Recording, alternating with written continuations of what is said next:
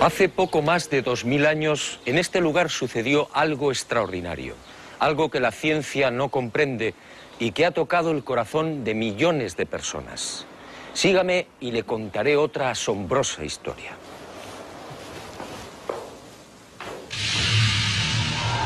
Todo empezó con el ajusticiamiento de un hombre. Fue brutalmente torturado. Fue azotado. Cargó un pesado madero hasta el lugar de ejecución. Fue clavado por las muñecas y pies y murió en la cruz. Y fue sepultado.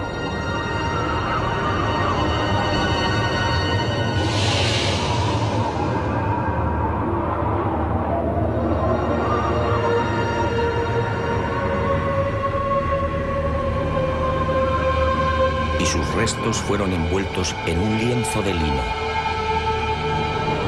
Y al poco de morir, algo singular y extraordinario acaeció en el interior de la sepultura.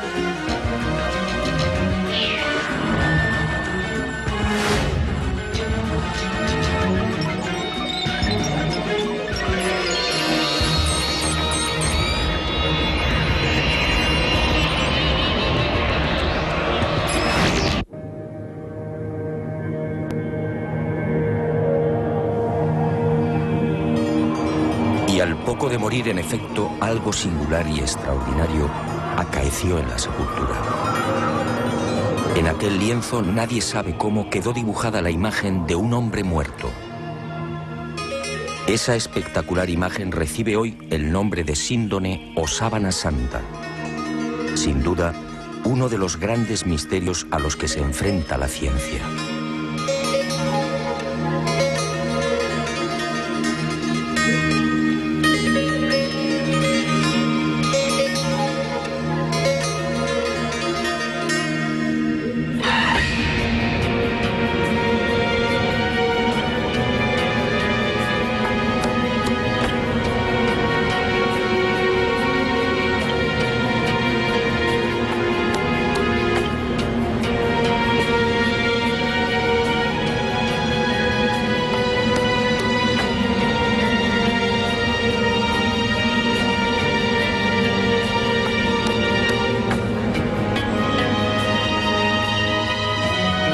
Tras aquel enigmático y trascendental suceso que los creyentes en Jesús de Nazaret identifican con la resurrección, el lienzo de lino desaparece y se ve envuelto en toda clase de leyendas y rumores. Eusebio de Cesarea, por ejemplo, insinúa que la sábana fue sacada de Jerusalén antes del asedio por las legiones romanas de Tito.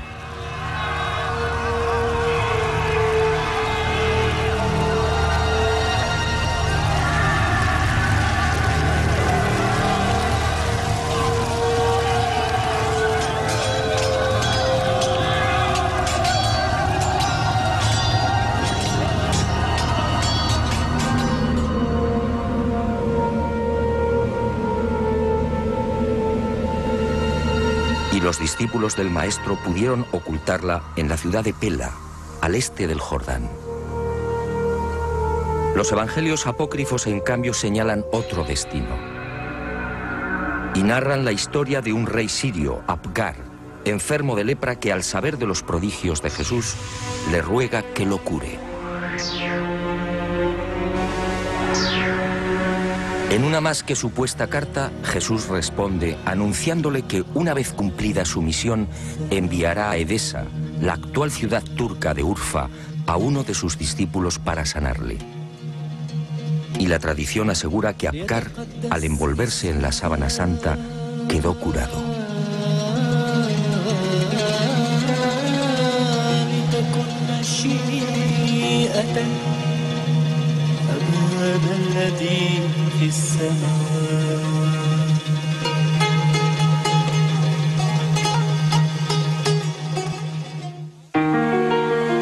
Al margen de estas leyendas, lo que parece más probable es que el lienzo terminara saliendo de Jerusalén por simples razones de seguridad.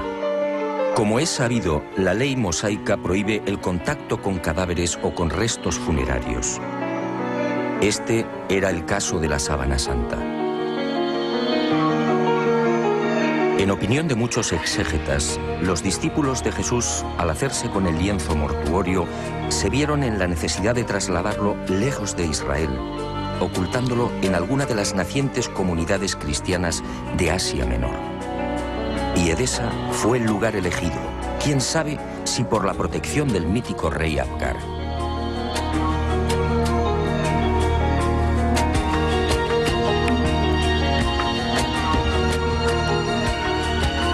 Esa misma leyenda asegura que uno de los hijos de Abgar V, al hacerse con el poder, retornó al paganismo, persiguiendo a los cristianos de Edesa. Y la sábana fue escondida en el interior de la muralla, sobre la puerta occidental. Después, durante siglos, silencio. Y en el año 525, al fin, una nueva pista. Cuentan las crónicas que en esa fecha Eulalio, obispo de Edesa, tuvo un sueño. Y en él, una mujer le señaló el lugar donde se hallaba escondida la sábana. Al retirar los ladrillos de la muralla, el obispo, en efecto, encontró el lienzo. Desde entonces, la imagen del hombre muerto fue expuesta y venerada en Edesa. Y no se sabe exactamente por qué, pero solo fue mostrada la cabeza. Esta imagen recibiría el nombre de Mandilion, una imagen que inspiró sin duda a infinidad de artistas bizantinos y medievales.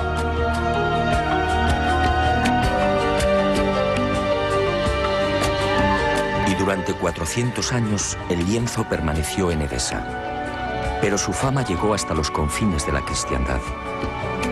Y en el año 944 el supersticioso emperador de Bizancio, Romano Lecapeno, tomó la decisión de apoderarse del Mandilion. Suponía que así, con la sábana en su poder, obtendría la protección divina. Y un poderoso ejército rodeó Edesa. La sagrada reliquia una vez más sería causa de muerte y sufrimiento. Finalmente, Edesa se rindió y el Mandilion entró triunfante en Constantinopla. Era el 16 de agosto del 944. Allí, en la iglesia de Santa María de Blanquernas, fue expuesta a los fieles todos los viernes.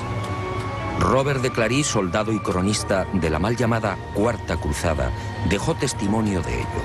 Había en Constantinopla, entre otros, un monasterio que se llamaba Nuestra Señora Santa María de Blanquernas, donde se conservaban las síndones en que nuestro Señor fue envuelto, que cada viernes se mostraba vertical, de modo que se podía ver bien la figura de nuestro Señor.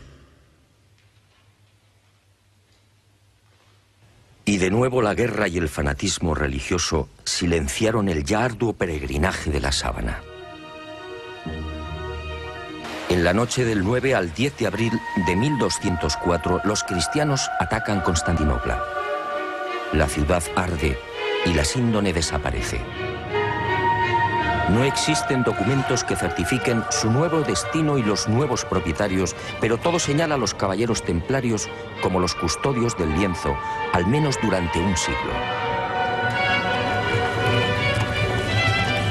No es ningún secreto que la Orden del Temple se funda, entre otras razones, para tratar de reconquistar Tierra Santa y, sobre todo, para poner a salvo determinados símbolos y objetos religiosos.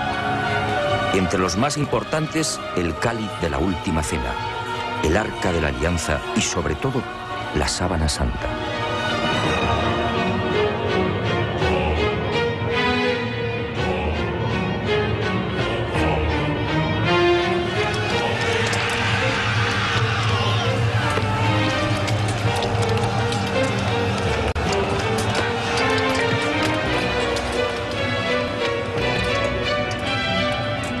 Los caballeros templarios disponían de una información privilegiada y a lo largo de la conquista de los santos lugares peinaron Jerusalén y los subterráneos de la ciudad santa.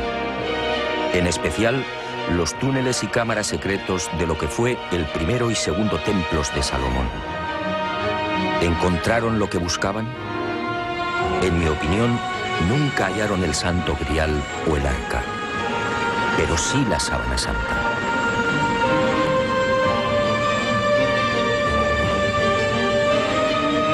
Se sabe que las múltiples reliquias reunidas por los templarios permanecen en la fortaleza de San Juan de Acre, en la costa norte del actual Israel, hasta 1291.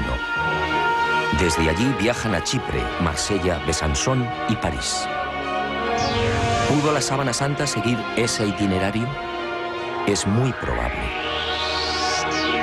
Uno de los indicios que apunta a los templarios como los secretos propietarios de la síndone durante 145 años es la acusación por parte de la Santa Sede de venerar a un extraño rostro al que llamaban Baphomet, un rostro sospechosamente parecido al de la Sábana Santa.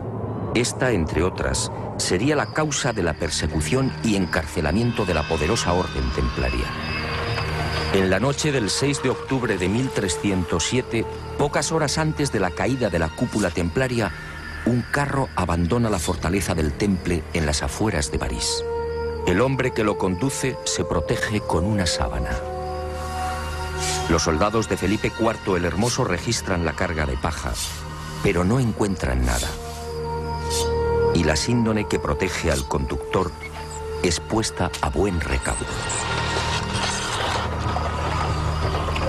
7 años después, en 1314, Jacques de Molay, gran maestre de la orden templaria, y Godofredo de Charny, su lugarteniente y comendador de Normandía, son quemados vivos en una pequeña isla del Sena. La Sábana Santa sigue sin aparecer, pero sería por poco tiempo.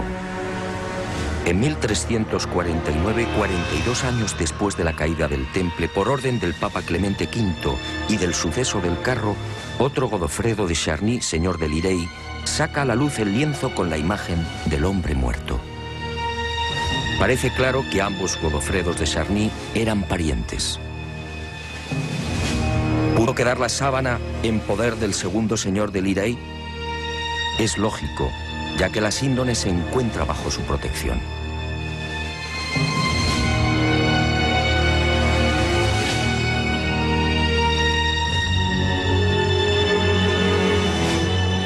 Y el sagrado lienzo es expuesto de nuevo a la veneración pública. Pero el azaroso peregrinaje de la síndone no ha terminado.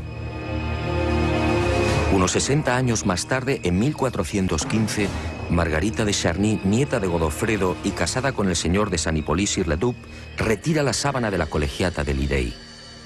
Tiene miedo a los pillajes que ha generado la Guerra de los 100 años. Y el lienzo es trasladado al castillo de San Hippolyte. Al enviudar, la pésima situación económica de Margarita le obliga a exponer la sábana, obteniendo así algunos dineros.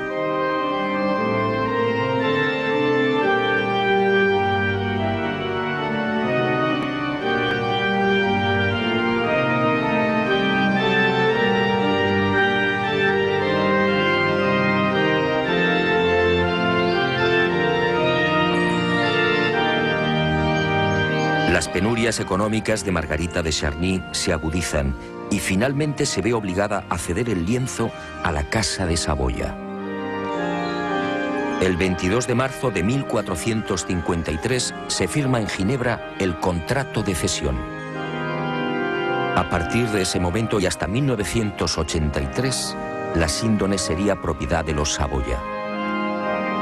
El 18 de marzo de ese año, los herederos de Humberto II de Saboya, ex rey de Italia, entregarían la sábana santa al Vaticano.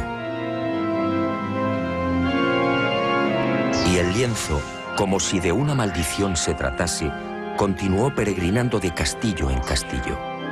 Por fin, en 1502, reposaría temporalmente en Chamberí. Fue en esta capilla en la noche del 3 al 4 de diciembre de 1532 donde la sábana santa estuvo a punto de ser destruida.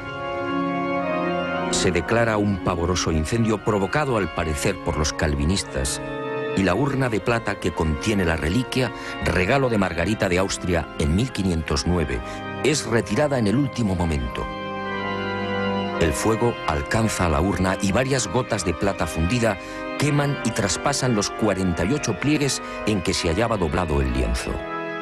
También el agua empleada para sofocar el incendio impregna parte de la sábana, formando rombos que se repiten simétricamente a lo largo de la imagen.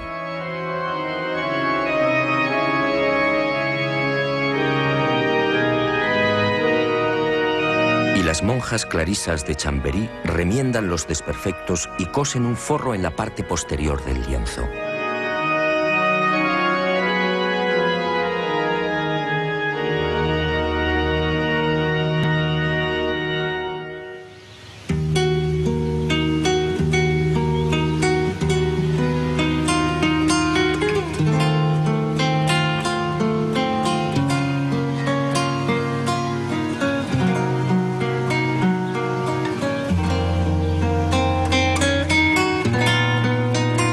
La sábana santa se salva milagrosamente y la imagen vuelve a ser expuesta, ahora mágicamente centrada entre las líneas paralelas que dejó el fuego.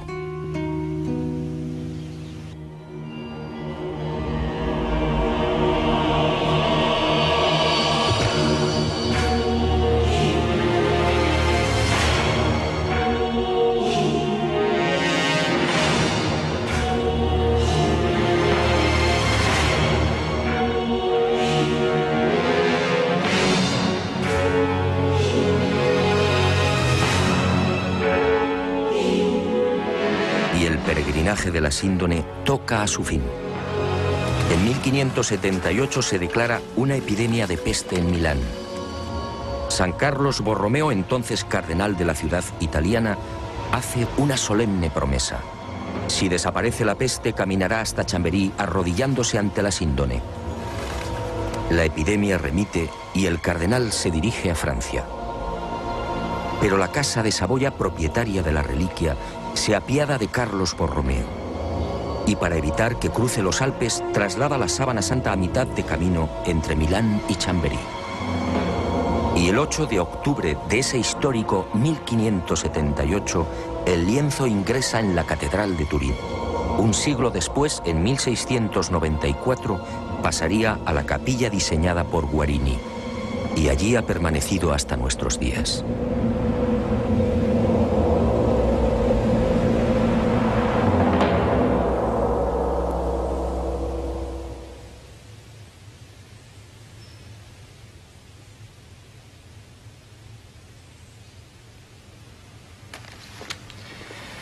Evidentemente, a la vista de estos testimonios históricos, nadie debería dudar de la autenticidad de la sábana santa.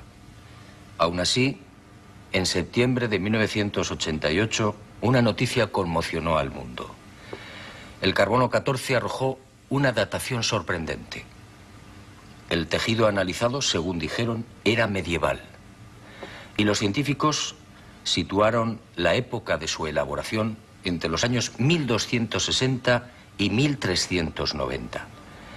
Esto, de ser cierto, significa sencillamente que la imagen del hombre muerto es una falsificación.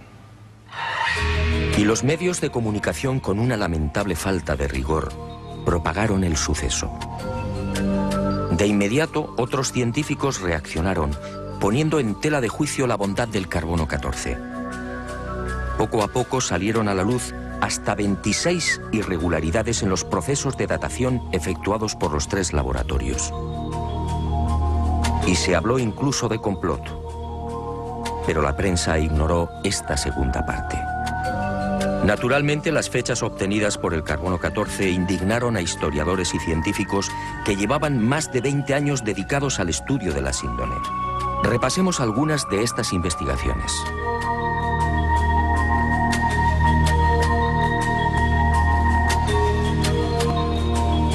El fotógrafo turinés Secondo Pia recibe el encargo de la Casa de Saboya de tomar varias imágenes de la Sábana Santa. Son las primeras fotos de la síndone. Al revelar las enormes placas, el fotógrafo queda perplejo. Los negativos en realidad son un positivo. Y el mundo contempla por primera vez el auténtico rostro y la imagen real del hombre muerto. La síndone, por tanto, es un negativo fotográfico. ¿Había fotógrafos en los siglos XIII y XIV? Un primer grupo de expertos examina la síndone y toma muestras de los hilos de lino. Nuevas sorpresas. No hay pintura, tintes ni pigmentos. Nadie se explica la formación de la imagen. El profesor Raes del Instituto de Tecnología Textil de Gante analiza estos hilillos y descubre con el microscopio la presencia de fibras de algodón. En Europa no se tejió el algodón hasta finales del siglo XV. La síndone, además, fue tejida a mano y con una textura denominada espina de pescado. Una modalidad que llegaría al viejo continente en ese mismo siglo XV. El lienzo, en definitiva, según Gilbert Raes, es idéntico a los confeccionados en el Medio Oriente en el siglo I. Y surge otra inevitable pregunta. ¿Cómo se las ingenió el falsificador de los siglos XIII o XIV para introducir en la urdimbre unas fibras de algodón todavía desconocidas en Europa? Médicos y antropólogos examinan también la figura del hombre muerto. Lo que ven les llena de admiración. Aquel varón de claro perfil caucásico fue un atleta. Altura 1,81 metros. Perímetro de la caja torácica 99 centímetros. Longitud de las piernas 94 centímetros. Extremidades superiores 82 centímetros. Altura de los hombros, medida entre los puntos acromiales, 45 centímetros. Perímetro máximo de las rodillas, 42 centímetros. Peso total, alrededor de 80 kilos. Peso aproximado del cerebro, 1.492 gramos. Rostro estrecho, con rasgos semíticos. Raza blanca. En suma, un ejemplar casi perfecto de una extraordinaria belleza.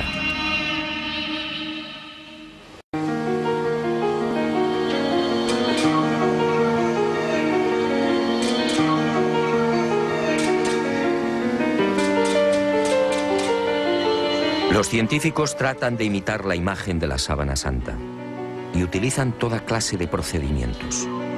Pinturas, soluciones acuosas, calcos sobre cadáveres e impresión al fuego. Los resultados, como es fácil apreciar en estas copias, son decepcionantes.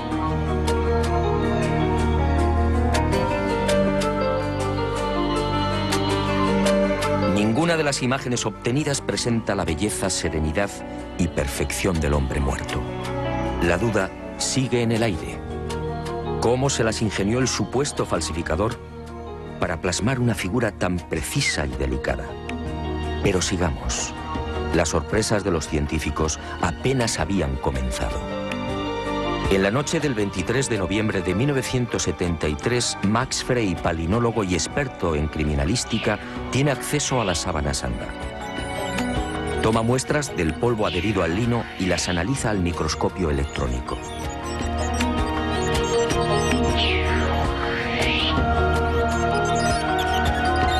Entre los hilos del tejido fueron apareciendo ejemplares de polen de plantas típicamente palestinas. La asuera fue una de las primeras. Después llegaron otros pólenes de la flora halofita que creció en el Negev y en los estratos sedimentarios del lago de Genezaret hace 2000 años. Plantas hoy extinguidas cuyos pólenes fueron arrastrados por los vientos hasta la ciudad de Jerusalén. Y allí quedaron prisioneros entre los hilos de la síndone.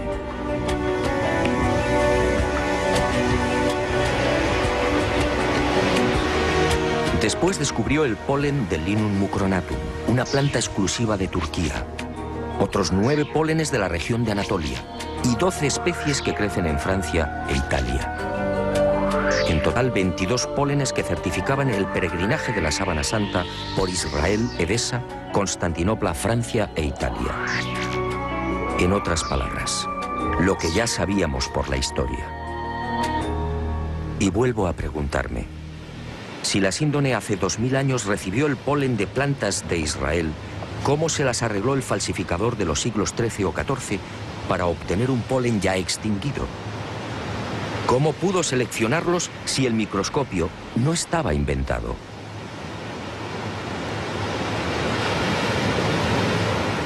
Los descubrimientos de Max Frey, en efecto, hablan por sí mismos.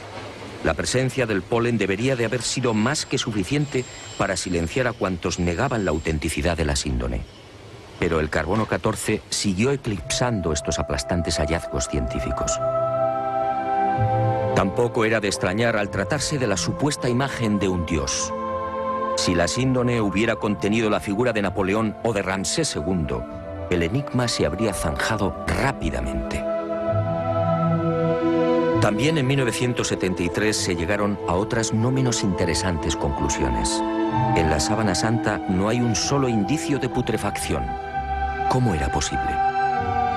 Si la imagen era el resultado de la aplicación a la tela de moléculas orgánicas, bien de origen natural o artificial, ¿cómo explicar que el intenso calor generado por el incendio de Chambéry no hubiera modificado su color? Incluso las zonas que estuvieron en contacto con las gotas de plata fundida conservan la misma tonalidad y densidad que el resto. De haber sido una falsificación, esas regiones aparecerían claramente alteradas y descoloridas. Y la ciencia prosiguió su espectacular avance. En octubre de 1978, un nutrido grupo de científicos tuvo acceso a la síndone. Era el proyecto STUR, la mayor parte perteneciente a la NASA. Y la Sábana Santa fue sometida a una minuciosa y amplísima batería de experimentos científicos. Los resultados, una vez más, impresionaron a los especialistas. Veamos algunos de ellos. En la imagen del hombre muerto se observan numerosos coágulos, manchas y reguerillos de sangre. Pues bien, nadie logró explicar por qué esos coágulos aparecen intactos y con los bordes perfectamente definidos. Si aceptaban la hipótesis del robo del cadáver, dichas manchas tendrían que haber sufrido las lógicas roturas y desflecados.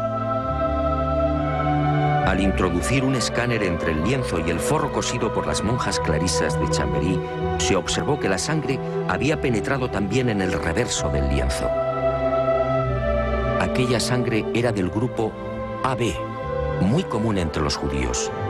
Las diferentes analíticas y pruebas hematoscópicas demostraron la presencia en la imagen de sangre venosa y arterial, así como de la albúmina del suero sanguíneo. Y el veredicto del carbono 14 quedó nuevamente en ridículo. ¿Qué falsificador de los siglos XIII o XIV tenía la capacidad para aislar y distinguir el grupo AB o la sangre venosa del arterial? Como es sabido, mucho después, en el siglo XVI, el español Miguel Servet fue condenado a la hoguera por asegurar, entre otras cosas, que la sangre circulaba. Y los científicos volvieron a comprobar lo que ya se sabía: ni rastro de pintura ni de pigmentación alguna. Aquel supuesto falsificador efectivamente tuvo que ser un genio.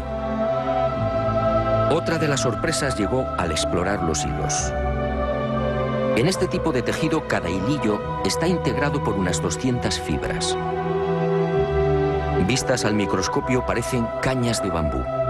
Pues bien, De esas 200 fibras, solo 2 o 3, las más superficiales, aparecían chamuscadas.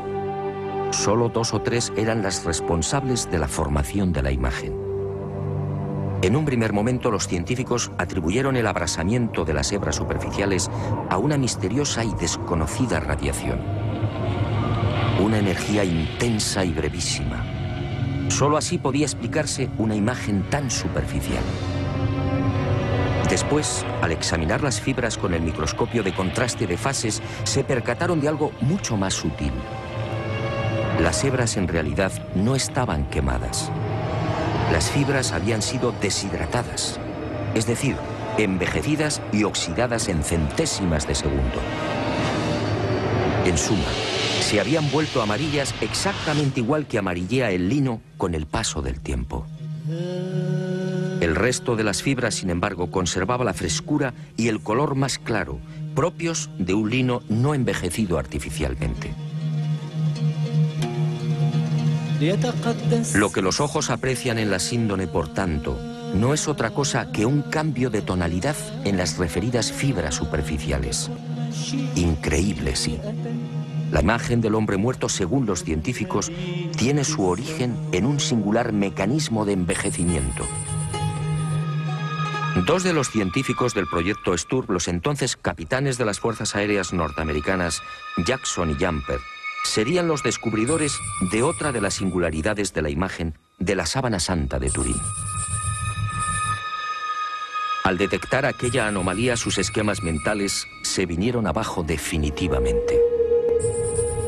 Trabajando con las computadoras, se percataron de algo aparentemente imposible. La imagen era tridimensional. Al contrario de lo que sucede con una fotografía normal y corriente, la imagen del hombre muerto conservaba una información subterránea, solo detectable con los ordenadores. Aquella no era una imagen plana. La intensidad luminosa de cada punto era distinta y dependía de la distancia del cuerpo al lienzo. El hallazgo fue tan asombroso que los capitanes repitieron el experimento una y otra vez, utilizando incluso voluntarios envueltos en sábanas. El microdensímetro escandidor y el VP8, la computadora utilizada para la recepción y recomposición de los millones de dígitos, arrojaron siempre el mismo resultado. Las zonas del lienzo que tocaban el cadáver, la nariz por ejemplo, disfrutaban de una luminosidad superior a las que se hallaban más alejadas del cuerpo. Nuevo mazazo al carbono 14. Que se sepa, solo en el siglo XX y con dificultades fue posible la maravilla de la tridimensionalidad. En el transcurso de estos experimentos, Jackson y Jumper fueron a descubrir a la siguiente deducción. Durante el proceso de formación de la imagen, el cadáver tuvo que permanecer inmóvil e ingrávido, es decir, en el aire. Y a Jackson y Jumper les corresponde también el descubrimiento de la primera pista de un hallazgo que me atrevo a calificar de definitivo y que fija la fecha de la aparición de la imagen. Ocurrió mientras trabajaban con la tridimensionalidad. De pronto, sobre los ojos descubrieron 2 círculos. ¿Se trataba de monedas? Esa justamente era la costumbre judía en los enterramientos próximos al sábado. Los párpados del difunto eran cerrados y sobre ellos se depositaban sendas monedas. Al poco, el padre Filas, jesuita norteamericano, redondeó el descubrimiento. Sus pesquisas entre los más destacados numismáticos dieron fruto. Las letras que se leen en uno de los círculos, Ukai, eran idénticas a las que presentan los leptones, unas pequeñas monedas de bronce de 2 gramos de peso y 15 milímetros de diámetro. Unas monedas acuñadas por Poncio en la provincia romana de la Judea entre los años 29 al 32. Ukai era parte de la leyenda Tiberiu Caesaris, es decir, de Tiberio César, el emperador que gobernaba en el año 30, fecha de la muerte de Jesús de Nazaret.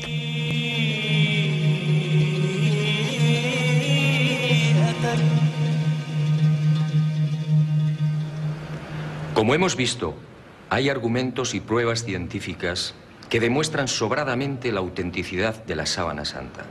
Alguien hace 2000 años, en aquel sepulcro, manipuló el tiempo e hizo desaparecer el cadáver. Una medida tan respetuosa como inteligente. ¿Imagina usted lo que habría sucedido si la humanidad hubiera conservado los huesos de Jesús de Nazaret?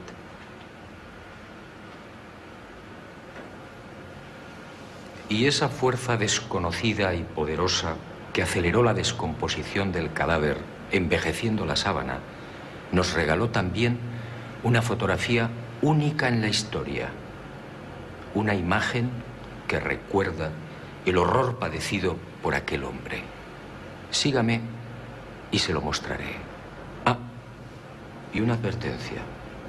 Quizá lo que se dispone a ver y escuchar no sea de su agrado, pero esa fue la verdad. También la medicina investigó la imagen del hombre muerto, y lo que halló causó pavor entre traumatólogos, internistas, forenses y anatomistas. Examinemos paso a paso aquella pasión y muerte. Cercana a la medianoche del jueves al viernes, aquel hombre se retiró a lo más frondoso del olivar. Y una profunda angustia lo clavó a tierra. El fortísimo estrés y quizá el miedo provocaron un singular fenómeno en su piel, la hematidrosis, un sudor sanguíneo que empezó a debilitarlo. Las manchas de sangre, en efecto, cubren toda la imagen.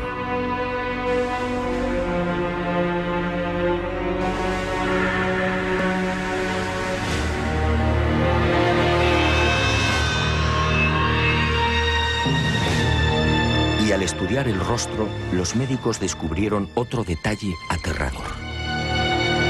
Durante el interrogatorio en la casa de Anás, Jesús no recibió una bofetada como reza la tradición, sino un violento bastonazo propinado por uno de los esbirros del ex sumo sacerdote. El palo, de unos 5 centímetros de diámetro, hundió la nariz y provocó un gran hematoma en el pómulo derecho. Así quedó reflejado en la síndone.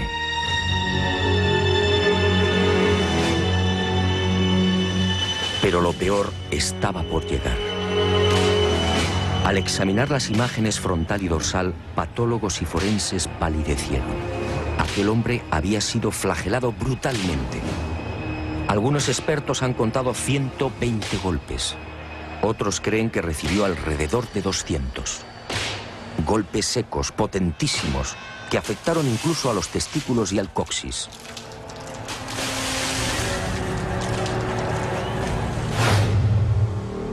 Golpes diabólicamente estudiados que no afectaron a la zona del corazón, evitando así la muerte prematura del reo.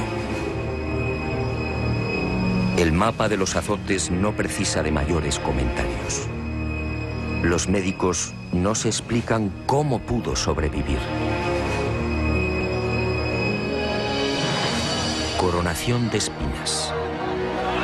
La soldadesca romana de la fortaleza Antonia fabricó un casco con la Potherium spinosum, una zarza muy abundante en Palestina. Un matorral armado de púas rectas y en forma de pico de loro, de hasta 6 centímetros de longitud. Y el yelmo fue encajado sin piedad en la cabeza del hombre, afectando a nuca, cuero cabelludo y frente.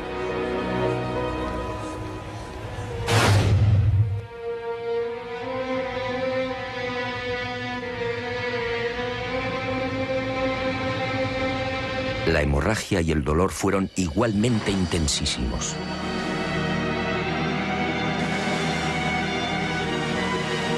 Minutos después, maltrecho, debilitado y febril, el reo se vería obligado a cargar sobre los hombros el madero transversal de la cruz, el patibulum, un tronco áspero y agresivo de unos 35 o 40 kilos de peso.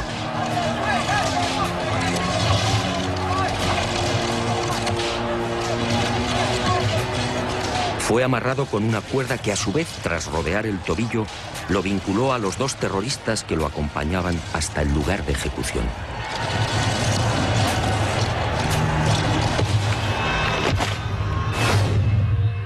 en esos 500 o 600 metros, la tortura de las caídas, los violentos impactos del rostro contra las piedras, las rodillas destrozadas, los dientes quebrados y los mechones de barba arrancados por los soldados al intentar levantarlo. La imagen de la sábana santa es fría y certera.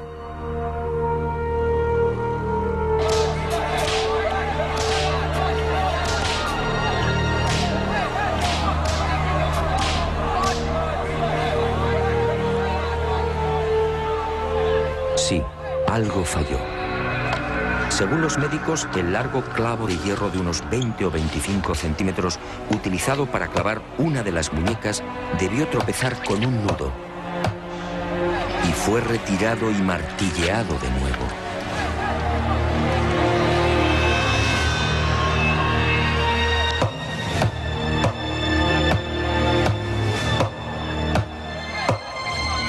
El hombre de la sábana fue atravesado no por las palmas de las manos, sino por las muñecas, bien por el llamado punto de Destot o por la articulación radiocubital inferior. Los clavos rozaron el nervio mediano y provocaron la contracción de los dedos pulgares. Por eso no aparecen en la síndone.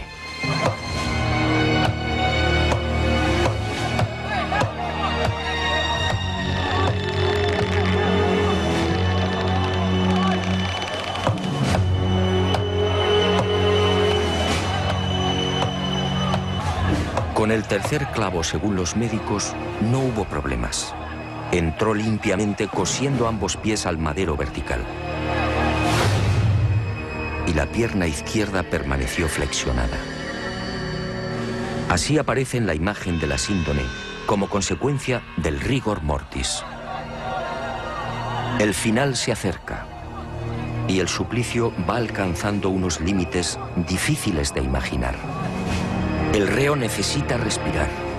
Para ello solo dispone de un sistema: apoyarse en el clavo de los pies y alzarse a pulso milímetro a milímetro, con la ayuda de los clavos que perforan las muñecas.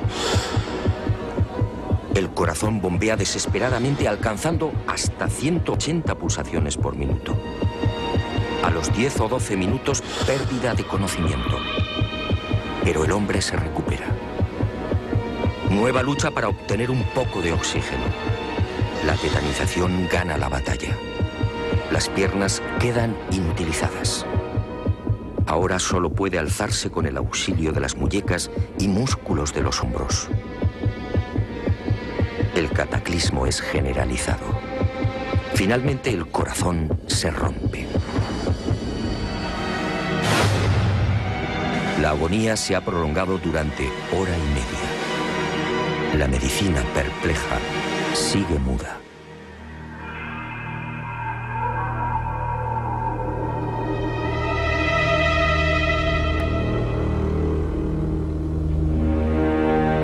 Pero el espanto y la humillación no han concluido.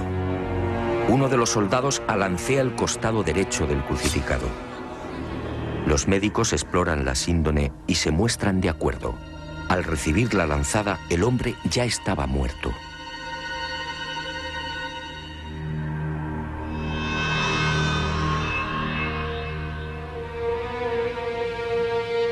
La lanza resbaló por encima de la sexta costilla, atravesó pulmón y corazón y abrió la aurícula derecha. Y manó sangre y agua. Sangre de la vena cava superior. Agua o líquido seroso del pulmón. Después, en el descendimiento o en el traslado al sepulcro por efecto de la gravedad, la vena cava inferior se vació igualmente. Y ese reguero aparece también en la cintura del hombre muerto.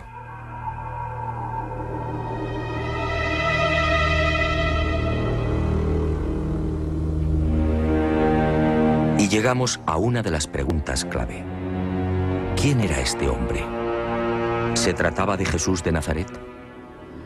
Los especialistas en cálculo de probabilidad matemática han sido rotundos. Según Paul de Gail, ingeniero y jesuita francés, la posibilidad de que no fuera Jesús es de 1 contra 225.000 millones. En palabras del médico italiano Tino Feuli, esta probabilidad es la misma que tiene una piedra de convertirse en pájaro y salir volando.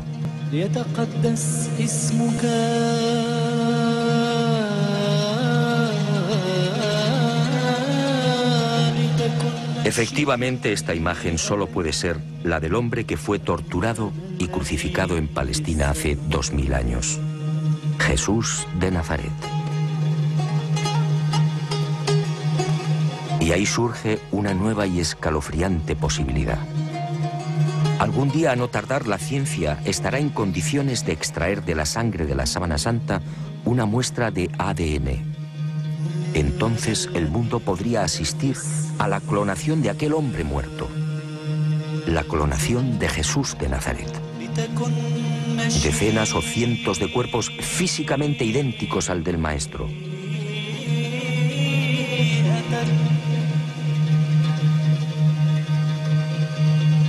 Y desde algunos sectores de la Iglesia se han alzado voces de advertencia. Atención, mañana el mundo podría comerciar con el cuerpo del Galileo. ¿Será esa la razón por la que algunos tratan de destruir la Sábana Santa o de reducirla a una falsificación de la Edad Media?